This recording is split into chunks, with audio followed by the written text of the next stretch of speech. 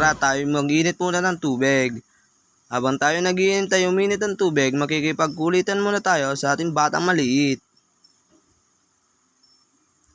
Habang tayo nagkakape, nag-iisip na naman kung anong malulutong ulam. Ito mga kakimi, ilalabas ko muna ang aking motor para pumunta sa palengke. Nung ako'y aalis na, biglang umiyak ang ating batang maliit. Kaya isinama ko na. Dito mga kakimi, papunta na kami sa palengke. Maglalakad muna tayo para mamili ng malulutong ulam. Dito tayo mga kakimi, daming maluluto. Di ko malalaman kung anong bibilhin. Dito sa kabila, bibili tayo ng kamatis.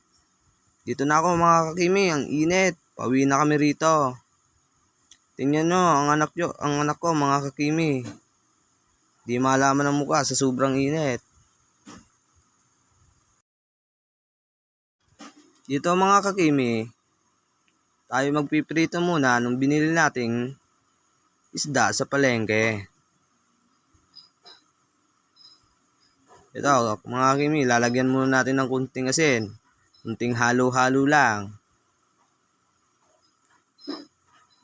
Tapos sabay piprituhin muna natin.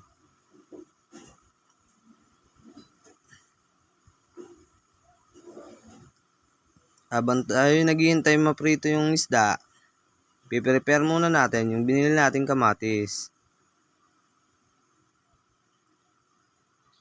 Hugasan muna natin. So hihiwain natin.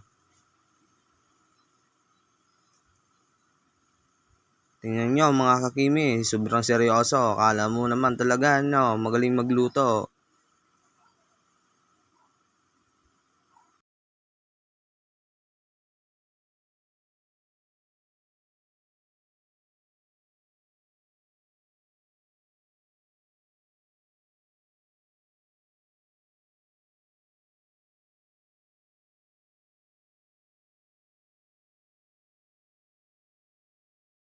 Dito mga kakimi, titingnan natin kung luto na ang kabila.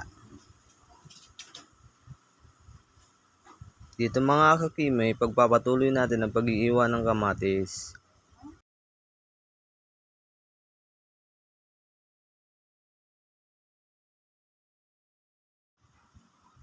At dito mga kakimi, mag-iiwa tayo ng sibuyas.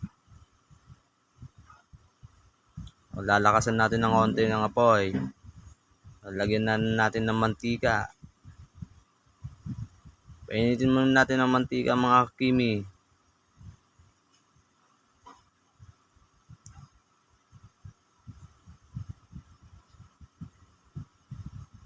Sunod, lalagyan natin ng sibuyas. Kunting halo-halo lang. Tingin-tingin pa sa camera yan mga kakimi.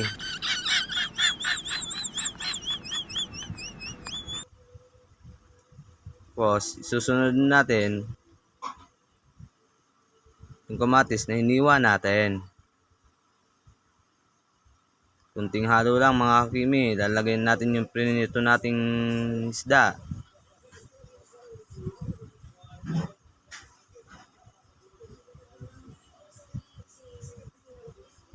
Lalagyan natin ng magic sarap para sumarap.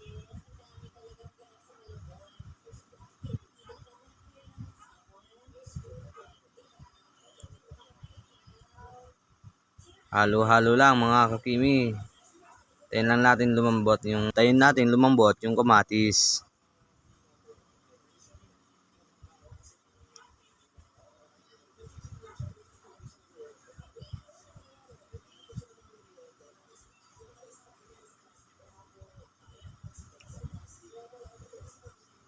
At di mawawala sa ating niluluto ang sili. Lalagyan natin yan mga kakimi ng sili.